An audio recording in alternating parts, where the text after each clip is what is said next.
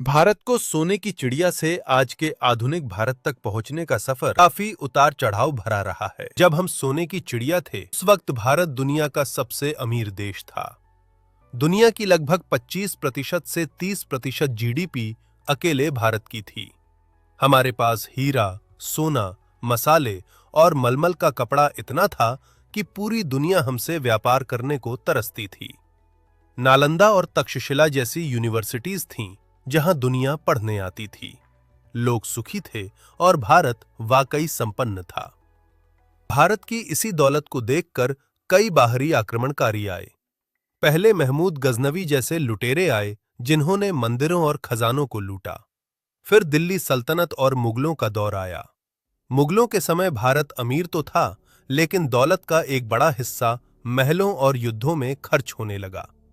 हालांकि मुगलों ने भारत को अपना घर बनाया, इसलिए पैसा देश के अंदर ही रहा। असली बर्बादी तब शुरू हुई जब अंग्रेज व्यापारी बनकर आए। उन्होंने तलवार से कम और दिमाग और धोखे से ज्यादा राज किया।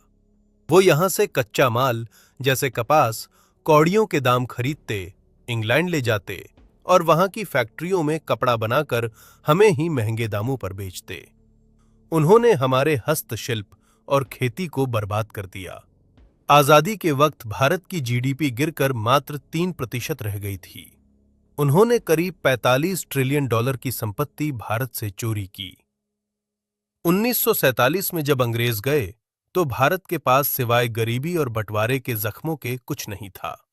शुरुआत में हमने खुद को संभालना सीखा। पाकिस्तान और चीन के साथ लड़ाइयां लड़ी, जिससे विकास की रफ्तार थोड़ी धीमी हुई, लेकिन हमने हार नहीं मानी।